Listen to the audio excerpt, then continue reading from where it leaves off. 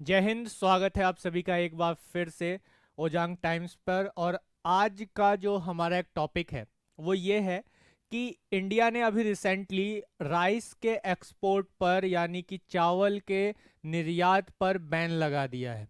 और इसकी वजह से दुनिया में खलबली का माहौल है कि भाई इंडिया के द्वारा चावल के एक्सपोर्ट पर अगर बैन लगाया जाता है तो विश्व के कई देशों में चावल या का जो उत्पादन है जो पहले से ही कम है, तो विश्व के कई देशों में इसकी किल्लत उत्पन्न हो जाएगी, यानी कि महंगाई बढ़ जाएगी चावल की। और इस वजह से भारत पर ये आरोप भी लगाया जा रहा है, गढ़ा जा रहा है। क्या आरोप गढ़ा जा रहा है कि इसकी वजह से यानी कि दुनिया में महंगाई का कारण भारत बनेगा। यानी कि अब यहाँ पर एक चीज ये देखने वाली होगी कि जब रशिया एक तरह से फूड ग्रेन इनिशिएटिव से बाहर होता है, तब भी यही बात होती है कि महंगाई का कारण रशिया बनेगा। और जब इंडिया एक्सपोर्ट पर बैन लगाता है किसके, राइस के, चावल के, तो अब यहाँ पर हमें ये चीज देखना होगा कि क्यों भारत ने ऐसा कदम उठाया है। तो इस पर ही आज हम चर्चा करेंगे। तो चर्चा करने से पहले आप सभी से एक रिक्वेस्ट है, वीडियो आप लोगों को अच्छी लग रही हो, ओजांग टाइम्स पर जो भी चीज़ें आपके लिए उपलब्ध कराई जा रही है वो आपके ज्ञान में तनिक भी बढ़ोतरी कर रहा है, तो एक बार लाइक शेयर और सब्सक्राइब करना ना भूलें। तो जोरदार तरीके से शेयर कर दें अपने मित्रों में, और लाइक कर दें, सब्सक्राइब कर दें। बहुत से ऐसे व्यूअर्स हैं जो देखते हैं डेली बट वो लाइक और शेयर नहीं करते और इसके साथ साथ सब्सक्राइब नहीं करते हैं। तो सब्सक्राइब कर दीजिए, बेल आइकन को प्रेस कर दीजिए ताकि हमारा मोटिवेशन बढ़े और हम और भी महत्वपूर्ण वीडियोस और टॉपिक्स पर आपके सामने लेकर आए और आप अपडेटेड रहें। तो चलिए शुरुआत कर लेते हैं अपने इस सेशन की। तो एक्सप्लेनेशन इसमें क्या क्या चीज़ है यहाँ पर आई है कि why India's ban on rice export has rattled global importers. तो यहाँ पर हम लोग देख रहे हैं कि इंडिया ने राइस के एक्सपोर्ट पर क्यों बैन लगाया है। इस चीज़ को यहाँ पर एक एनालिसिस हम लोग थोड़ा सा करने वाले हैं। और जो राइस इंपोर्टिंग कंट्रीज हैं, राइस इंपोर्टिंग कंट्रीज यानी कि जो भारत से मुख्यतः राइस चावल का इंपोर्ट करते हैं, हमारे यहाँ से एक्सपोर्ट उन देशों को होता है, उनके लिए एक बड़ी समस्या उत्पन्न होने वाली है। यानी कि इंडिया ने नॉन बासमती वाइट राइस के एक्सपोर्ट पर एक तरह से क्या कर दिया है, बैन लगा दिया है, जो कि एक बहुत ही सीरियस कंसर्न उठाया है। उन देशों ने इस पर आपत्ति जताई है जिनको ये राइस एक्सपोर्ट होता है। और इसी क्रम में विश्व के कई देशों ने और कई देशों में चावल की किल्लत उत्पन्न होने वाली है। किल्लत तो उत्पन्न होगी ही, साथ में क्या होगा कि इन्फ्लेशन रेट भी बढ़ेगा, यानी कि महंगाई भी बढ़ेगी। यानी सीधी सी बात है, डिमांड और सप्लाई का कंसेप्ट यहाँ पर होता है। जो भी इकोनॉमिक्स से रिलेटेड कैंडिडेट हैं या इकोनॉमिक का क्लास जिन्होंने भी मेरा एनसीईआरटी का देखा होगा, वो इस बात को समझ रहे हैं कि जब डिमांड किसी वस्तु की बढ़ जाती है, यहाँ पर क्या हो गया कि डिमांड क्या हो गया, गेन हो गया, डिमांड बढ़ गया है, लेकिन उसका सप्लाई बहुत कम हो गया है। किसी वस्तु का क्या हो गया, सप्लाई कम हो गया है। तो सप्लाई कम होने की वजह से जब डिमांड बढ़ा हुआ है और सप्लाई कम है, तो उस प्रोडक्ट को मार्केट में जाने से पहले क्या करते हैं लोग, उसे स्टॉक करना शुरू कर देते हैं, उसे अपने गोदाम में जमा करना शुरू कर देते हैं ताकि ये खत्म ना हो जाए।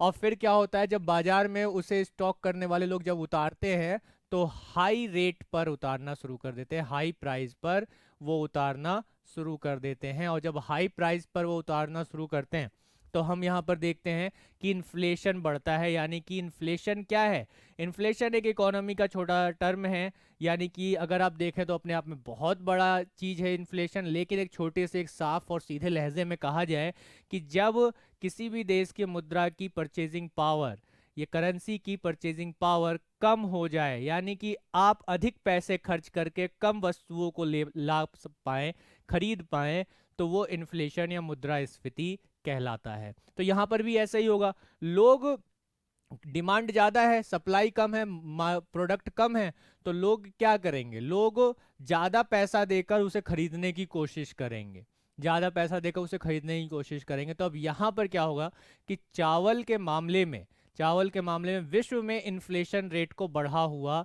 देखा जा सकता है। तो जब इन्फ्लेशन रेट को विश्व में बढ़ा हुआ देखा जा सकता है तो इसको लेकर एक बहुत ही कंसर्न दिया जा रहा है उन देशों के द्वारा, उन खास तौर पे वो देश इस पर आपत्ति जता रहे हैं जो देश भारत के द्वारा एक्सपोर्ट किए जाने वाले चावल पर निर्भर है।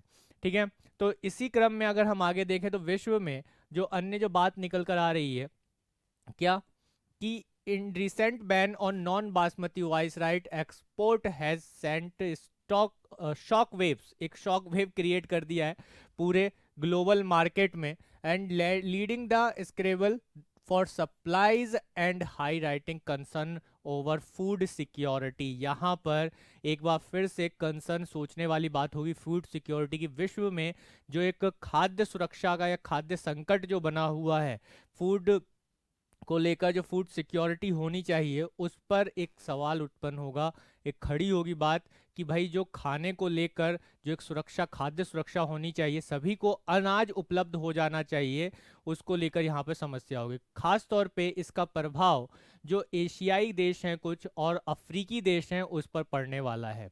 ठीक है, अफ्रीकी और एशियाई देशों पर इसका प्रभाव पड़ेगा। लेकिन हम इस बात को भी देखेंगे कि इंडिया, भारत जो जाना जाता है दान के लिए, हमने लगातार जो है कहीं पर भी विश्व में जो भी कोई संकट आया है तो भारत ने वहां पर खुले हाथों से अनाज भर भर के भेजा है। लेकिन अब ऐसी क्या स्थिति उत्पन्न हो रही है कि भारत ने एक्सपोर्ट पर ही बैन लगा दिया है चावल के, जो नॉन बासमती वाइट राइस है। तो ये जो बैन है इसने पूरी तरीके से रिड्यूस कर दिया है किसको, सब जो फूड का जो सप्लाई है, ठीक है, जो सप्लाई है उसको रिड्यूस कर दिया है। और मार्केट में जो वर्ल्ड मार्केट है उसमें कहीं ना कहीं इन्फ्लेशन को अब इससे बढ़ावा मिलेगा, और इन्फ्लेशन को जब इससे बढ़ावा मिलेगा फूड मार्केट में तो हमें ये देखने को मिलेगा कि विश्व के कई ऐसे देश जो उस महंगाई के कारण नहीं खरीद पाएंगे अनाज, तो वहाँ पर एक बार फिर से एक कंसर्न बनेगा फूड सिक्योरिटी को लेकर, खाद्य सुरक्षा को लेकर। तो यहाँ पर ये बात कई संस्थाओं ने की, लाइक जैसे अगर हम बात करें इंटरनेशनल मॉनेटरी फंड की बात करें, आईएमएफ की बात करें, तो आईएमएफ ने भी रिसेंटली यही कहा है कि, और उसने इंडिया को एनकरेज किया है, थोड़ा सा मतलब रिक्वेस्ट वाले लहजे में बोला है कि भाई इंडिया को जो है ये रेस्ट्रिक्शन हटा लेने चाहिए एक्सपोर्ट्स पर से, जो उसने रेस्ट्रिक्शन लगा रखा है, प्रतिबंध लगाया हुआ है, उसको हटा देना चाहिए। और एक तरह से जो वर्ल्ड इन्फ्लेशन, ग्लोबल इन्फ्लेशन उत्पन्न होगा जो उसको कंट्रोल करने में भारत सहायक हो, ऐसा आईएमएफ ने अभी बोला है। क्या बोला है कि भाई भारत को अपने प्रतिबंध हटा लेने चाहिए और विश्व को विश्व मुद्रास्फीति में जाने से बचाना चाहिए, या ग्लोबल इन्फ्लेशन में जाने से बचाना चाहिए। यानी कि इंडिया की तरफ एक बार फिर से पूरा विश्व देखने लग रहा है। अब ऐसा संकट उत्पन्न क्यों हो रहा है? ऐसा संकट उत्पन्न होने के दो तीन कारण हैं, उस पर अब हम लोग थोड़ी सी चर्चा कर लेते हैं कि भारत ने आखिर ऐसा क्यों किया। जैसा मैंने अभी पीछे बताया कि भारत जहां खुले हाथों से अनाज लुटाता आया है, जहां जहां संकट आया है वहां वहां वो मुफ्त में बांटता आया है, तो जब एक्सपोर्ट और इंपोर्ट से हमारा बैलेंस ऑफ पेमेंट अच्छा होने वाला है एक्सपोर्ट करने से, तो वहां एक्सपोर्ट पर क्यों हमने बैन लगा दिया? ठीक है, ये भी एक महत्वपूर्ण चीज रहेगी। जैसे अगर हम बात करें तो अभी हम देख रहे हैं कि मानसून सीजन है, और इस मानसून सीजन में एक चीज हमें ये यहाँ पर देखने को ये मिल रही है कि नॉर्थ इंडिया में खास तौर पे जो अभी मानसून सीजन है प्रभावित होता है किससे? अल नीनो से। तो अल नीनो का कुछ एक प्रभाव बार बार बनना और बार बार अल नीनो का प्रभाव हट जाना, कई बार ये चीज़ें कई बार हो चुकी हैं, जिसकी वजह से क्या हुआ है कि जो मानसून है उसका प्रभाव कहीं पर ज़्यादा हो गया है, बारिश कहीं पर ज़्यादा हो रही है। जैसे नॉर्थ इंडिया की अगर हम बात करें, ये जो नॉर्थ इंडिया का एरिया है यहाँ अगर हम बात करें तो लगातार जो है बारिश हो रही है तेजी के साथ, बाढ़ की स्थितियां बनी हुई हैं अलग अलग क्षेत्रों में, जिसकी वजह से क्या हुआ है, जिसकी वजह से लगातार जो है यहाँ पर जो खेती हो रही है वो बर्बाद हो रही है चावल की। अभी हम देख रहे हैं कि रिसेंटली जो है फसलें बर्बाद हो रही हैं। अब फसलें खराब होने की कंडीशन में इंडिया ने क्या सोचा है? इंडिया ने ये सोचा है कि भाई उत्पादन ही नहीं है, तो अभी का जो हमारे पास स्टॉक रखा हुआ है अगर हम इसको विदेशों में बेच देंगे तो हमारे देश के जो लोग हैं वो क्या खाएंगे, उनकी फूड सिक्योरिटी का कंसर्न कौन लेगा। तो यहाँ पर भारत जो आज ये कदम उठा रहा है उसके पीछे एक सबसे बड़ा कारण ये है। अब हमारे दिमाग में है कि भाई साउथ इंडिया में भी तो उत्पादन होता है बड़े पैमाने पर, लेकिन यहाँ पर एक चीज ये निकल कर आई कि साउथ इंडिया में जो चीज हम देख रहे हैं, यहाँ बारिश हुई है कम। और जैसे पश्चिम बंगाल जो कि एक पूर्वी स्टेट है जो कि नंबर 1 प्रोड्यूसर है राइस का इस इंडिया में, तो वहां पर अभी जो है बारिश की संभावना थोड़ी कम देखी जा रही है। और भी कई जो हमारे स्टेट्स हैं वहां पर बारिश कम हो रही है। जब बारिश कम हो रही है तो उत्पादन क्या होगा, कम होगा। लेकिन कुछ स्टेट ऐसे हैं जैसे नॉर्थ इंडिया के हैं, वहाँ बारिश हद से ज़्यादा हो रही है जिसकी वजह से फसलें बर्बाद हो रही हैं। तो इन चीज़ों को देखते हुए इंडिया ने क्या किया है, भारत सरकार ने क्या किया, भारत सरकार ने एक्सपोर्ट पर अभी बैन लगा दिया है। जैसे इस मैप में आप बहुत आसानी से चीज़ों को समझ सकते हैं, देख सकते हैं कि जैसे अगर हम बात करें कि इंडिया में टॉप राइस प्रोड्यूसिंग स्टेट्स कौन कौन से हैं, तो यहाँ पर देखें तो वेस्ट बंगाल पहले नंबर पर आता है, उसके बाद उत्तर प्रदेश आता है, तीसरे नंबर पर पंजाब का नंबर आता है, तीसरा जो है पंजाब तीसरे स्थान पर है। किसके लिए, चावल के उत्पादन में। तो चावल के प्रोडक्शन में, चावल की खेती में वेस्ट बंगाल सबसे ज़्यादा उत्पादन करता है, फिर उत्तर प्रदेश, फिर पंजाब। उसके बाद अगर हम बात करें तो उड़ीसा का नंबर आता है, फिर बिहार उत्पादन करता है, छत्तीसगढ़, आंध्र प्रदेश, तेलंगाना, तमिलनाडु। तो ये टॉप 10 वो स्टेट्स हैं इंडिया के जो चावल का उत्पादन बड़े पैमाने पर करते हैं। तो जब चावल का ये उत्पादन बड़े पैमाने पर करते हैं तो सीधी सी बात है कि अभी हमने कहा कि नॉर्थ इंडिया के मेनली इलाकों में अभी बाढ़ आई हुई है, फसल की बुआई ठीक से नहीं हो पा रही है, और जहाँ हुई भी है तो बाढ़ में वो फसलें डूब गई हैं। ठीक है, जो बुआई हुई, अभी खरीफ का सीजन चल रहा है तो धान जो है वो खरीफ सीजन में आ रहा है, तो यहाँ पर खरीफ सीजन की फसल पर एक बुरा प्रभाव पड़ा है। तो एग्रीकल्चर जो इकोनॉमी है उस पर भी हमें एक नकारात्मक प्रभाव यहाँ देखने को मिलेगा। एग्रीकल्चर का जब हम एक ग्रॉस डेवलपमेंट इंडेक्स निकालेंगे तब वहाँ पर हमें एक दिक्कत समस्या यहाँ पर इस वर्ष देखने को मिल सकती है कि कहीं ना कहीं भारत में उत्पादन कम हुआ है। तो ये एक कारण रहा है कि जो धीरे धीरे भारत ने एक्सपोर्ट पर बैन लगाया है कि अगर इंडिया अभी का जो स्टॉक है वो बाहर भेज देगा तो क्या होगा कि हमारे यहाँ के जो लोग हैं अगर उत्पादन नहीं हो पाया उस हिसाब से, जिस हिसाब से होना चाहिए, तो क्या होगा, हमारे यहाँ के लोगों को भूखा रहना पड़ेगा। तो भारत सरकार ने पहले इस कंसेप्ट पर लिया है कि पहले हम अपने लोगों का जो कंसर्न देखेंगे कि हमारे यहाँ की जो आबादी है, टोटल आबादी है, उसको हम अनाज उपलब्ध करा पाएंगे या नहीं करा पाएंगे। बाहर एक्सपोर्ट तो बाद में होगा ना, जब हमारे पास सरप्लस होगा। हम किसी चीज को एक्सपोर्ट कब करते हैं, जब वो सरप्लस होगा, और जब सरप्लस होगा तभी तो हम एक्सपोर्ट करेंगे। अगर हमारे पास सरप्लस नहीं है, डेफिसिट में है, हम अपने आप के लिए ही पहले यूज नहीं कर पा रहे हैं या हमें हमारे लिए ही कमी है, तो हम उसको एक्सपोर्ट कैसे कर सकते हैं। तो यहाँ पर ये कंसर्न इंडिया ने लिया है, भारत सरकार ने लिया है।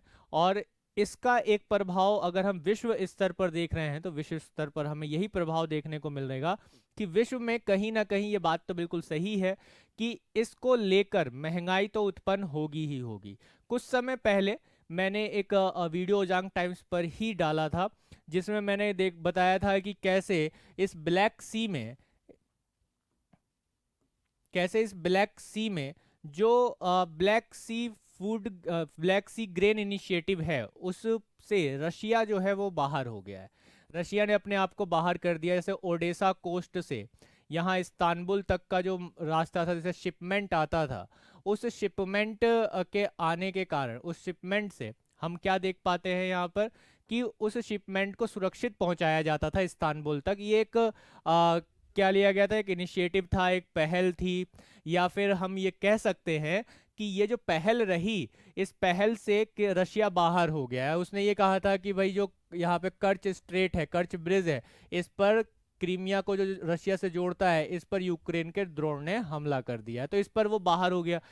इसकी वजह से यूक्रेन जो अनाज की सप्लाई अफ्रीकी देशों को, एशियाई देशों को करता था, वो अब ब्रेक हो गया है। तो यहाँ पर दो तरफा मार विश्व पर पड़ने वाली है कि यूक्रेन एक तो ग्रेन को सप्लाई नहीं कर पाएगा, क्योंकि ये जो इनिशिएटिव था ब्लैक सी ग्रेन इनिशिएटिव के बारे में आप जानना चाहते हैं तो इसके बारे में जो है कीवर्ड में मैंने लिंक भी डाल दिया है। आप ओजांग टाइम्स के प्लेलिस्ट में भी जाकर देख सकते हैं, ओजांग टाइम के पिछले वीडियोस में भी जाकर देख सकते हैं कि ये क्या इनिशिएटिव था, क्या इसमें चीज़ें थी। बहुत अच्छे से मैप पे मैंने समझाया, अगर जानना चाहते हैं तो उस वीडियो को जरूर देखिएगा।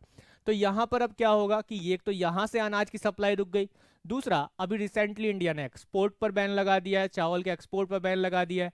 तो चावल के जब एक्सपोर्ट पर बैन लगा दिया है तो अब कहीं ना कहीं दोहरी मार विश्व पर पड़ने वाली है, और जो फूड ग्रेन है यानी कि जो खाद्य पदार्थ हैं उनके मूल्यों में बढ़ोतरी होगी। और मूल्यों में बढ़ोतरी का मतलब है कि पूरा विश्व कहीं ना कहीं एक बार फिर से, जैसे पहले भी जाता रहा है, कि यहाँ इन्फ्लेशन की जकड़ों पंजे में जकड़ा जाएगा। तो इस चीज को कंसर्न करते हुए विश्व के जैसे आईएमएफ है तो इसने भारत से रिक्वेस्ट की है कि इस बैन को हटा लिया जाए। लेकिन इंडिया का इसमें अब अगला स्टैंड क्या रहेगा, क्योंकि भाई भारत जो है बड़े दिल वालों का देश है, हम लोग किसी को भूखा नहीं रख सकते हैं। तो कुछ ना कुछ एक भारत सरकार यहाँ पर स्टैंड लेगी, कुछ ना कुछ ऐसा काम करेगी जिसकी वजह से विश्व के लोगों का भी पेट भरे, और भारत सरकार ये भी तय करेगी कि भारत के नागरिकों का भी पेट भरे। तो इस वीडियोस को देखकर आप को कैसा लगा, क्या आपके विचार बने, कमेंट में जरूर डालिएगा और जरूर बताइएगा कि ओजांग टाइम्स पर आपको और भी ऐसी वीडियोस चाहिए तो कमेंट जरूर कीजिएगा, और हम लोगों को शेयर, हमारे चैनल को शेयर ज़्यादा से ज़्यादा कीजिए ताकि हमारा मोटिवेशन बढ़े। जो लोग पहली बार देख रहे हैं सब्सक्राइब जरूर करें। आप लोगों के लिए एक सूचना है, बहुत ही महत्वपूर्ण सूचना है, जो भी candidate UPSC civil service examination 2025-26 के लिए तैयार होना चाहते हैं वो कंसेप्टर बैच को ज्वाइन कर सकते हैं, हमारे कंसेप्टर के संकल्प बैच को ज्वाइन कर सकते हैं। और इस बैच की जो शुरुआत है वो 31 जुलाई से होने वाली है। आप सभी को स्क्रीन पर बहुत अच्छे से दिखाई दे रहा है। और इस बैच की शुरुआत जो होगी वो पॉलिटी से होगी, ठीक है, राज्य व्यवस्था से होगी। ये भी डिसाइड हो चुका है कि भाई सब्जेक्ट की शुरुआत किससे होगी, तो पॉलिटी से होगी। और प्रवीण सर जो इस विषय के महारथी हैं उनके द्वारा इसकी शुरुआत की जाएगी। और इसके साथ ही इसका जो बैच है वो ईएमआई पर भी उपलब्ध है। आप 3,000 रुपये हर महीने देकर आप इसको ज्वाइन कर सकते हैं, अपनी फी पे कर सकते हैं। और इसकी फीस जो है, अगर आप नॉर्मल सामान्य वन टाइम भी करना चाहते हैं तो 60,000 इसकी फीस है, 60,000 रुपये मात्र फीस है। और भी कुछ जानकारी आपको चाहिए, मन में कोई शंका बन रही है तो आप इन नंबर्स पर कॉल कर सकते हैं। आपके सामने ये नंबर स्क्रीन पर दिख रहे हैं, आप इन नंबर्स पर कॉल कर सकते हैं। 8750711122। आप 22 की जगह 33 भी लगा सकते हैं, 44 भी लगा सकते हैं, 55 भी लगा सकते हैं। चलिए, इसके साथ ही एक और सूचना आप सभी के लिए, एक बहुत ही महत्वपूर्ण बैच जो कि आरएफआर मेथड पर है। ओजांग सर का ये मेथड आपको प्रीलिम्स का बेड़ा पार करवा देगा, आपकी नैया पार करवा देगा। जो कैंडिडेट सीरियस हैं कि इस बार उनको प्रीलिम्स निकालना ही निकालना है, वो आरएफआर मेथड के इस बैच को ज्वाइन कर लें, ठीक है। 10 अगस्त से ये बैच शुरू होगा, क्योंकि जिनके दिमाग में, जिन कैंडिडेट के दिमाग में ये है कि अभी नहीं तो कभी नहीं, तो सर इस बैच में होगा क्या, तो सर इस बैच में ये होगा कि 12,000 प्लस क्वेश्चंस इसमें डिस्कस किए जाएंगे। डिस्कस का मतलब ये नहीं है कि क्वेश्चन हुआ, क्वेश्चन आ गया, आंसर बता दिया, अगले क्वेश्चन पर चले, नहीं। हर एक क्वेश्चन को बहुत अच्छे से उसको डिस्क्राइब किया जाएगा, समझाया जाएगा कि इसका ये उत्तर क्यों आ रहा है, और यूपीएससी इस तरीके के क्वेश्चन बनाते समय कैसी कैसी सावधानियां बरतता है जिसमें हम फंस जाते हैं। उन सभी जाल, यूपीएससी के जो जाल हैं उनको हम तोड़कर आगे बढ़ने वाले हैं। तो इस बैच को आप सभी लोग ज्वाइन कर लीजिए। इसके लिए भी नंबर आपका बिल्कुल सेम वही आ रहा है, ठीक है। तो 8750700022, फिर 0022234455 करके आप इस पर लगा सकते हैं। कोई भी नंबर पर आप कॉल कर सकते हैं और इससे रिलेटेड जानकारी आप प्राप्त कर सकते हैं। इसके अलावा अगर हम देखें तो गुरुकुल का तीसरा बैच स्टार्ट हो गया है। ये कितनी बड़ी उपलब्धि है हमारे लिए कि जो पहले के 2 बैचेस थे वो पहले के 2 बैचेस बिल्कुल फुल हो चुके हैं। मैं क्या कह सकता हूँ, मेरे से अब इतनी खुशी हो रही है इस चीज को बोलते हुए कि 2 बैचेस जो है वो कंप्लीट हो चुके हैं, फुल हो चुके हैं। और उनमें कोई सीट अवेलेबल नहीं है, तो यहाँ पर बहुत से कैंडिडेट का ये था कि सर हम लोग छूट गए, हम लोग नहीं ज्वाइन कर पाए गुरुकुल, हम आना चाहते हैं गुरुकुल में, हम गुरु के सानिध्य में बैठकर सीखना चाहते हैं, हमें अच्छे मार्गदर्शकों के सानिध्य में बैठना चाहते हैं। तो ये बात बिल्कुल सत्य है कि जीवन में जब तक कोई एक अच्छा मार्गदर्शक ना हो, आप अपने लक्ष्य को प्राप्त नहीं कर सकते, आप अपने लक्ष्य को अचीव नहीं कर सकते हैं। तो उसी चीज को देखते हुए यहाँ पर ओजांग सर, जो कि इस गुरुकुल के द्रोणाचार्य हैं, एक मार्गदर्शक हैं, आपके लिए हर समय खड़े हैं, उनके सानिध्य में रहकर आप सीखेंगे कि कैसे यूपीएससी के किले को जीता जाता है, कैसे हम यूपीएससी के हर एक प्रश्न को कर सकते हैं, उसका अच्छा सॉल्यूशन दे सकते हैं। अभी ये बैच 50% डिस्काउंट पर चल रहा है, और इसके साथ साथ जो लोग, एक और इसमें ऑफर चल रहा है, ओजांग सर ने कहा कि इसमें और एक ऑफर दिए, जो बच्चे वाकई चाहते हैं, जो सीरियस हैं, जिनको थोड़ी समस्या आ रही है फाइनेंशियली भी, तो उनको और डिस्काउंट दीजिए। क्या डिस्काउंट दीजिए कि आज आप अगर रजिस्ट्रेशन इसमें करवा लेते हैं, इसमें आप रजिस्ट्रेशन करवा लेते हैं, तो आपको 10,000 का और डिस्काउंट मिल जाएगा। तो यहाँ पर आप देख सकते हैं फीस क्या है, और इसमें 10,000 का और डिस्काउंट मिल जाएगा। बस एक रजिस्ट्रेशन कराना है। रजिस्ट्रेशन के लिए आप इन नंबर्स पर कॉल कर सकते हैं बहुत तेजी के साथ। तो चलिए चलते हैं, मिलते हैं आप लोगों के साथ अगले सेशन में। एक बार फिर से ये सेशन आप लोगों को कैसा लगा कमेंट करके जरूर बताएं। बाकी अपना ध्यान रखें, खुश रहें, मस्त रहें, जबरदस्त हैं। जय हिंद।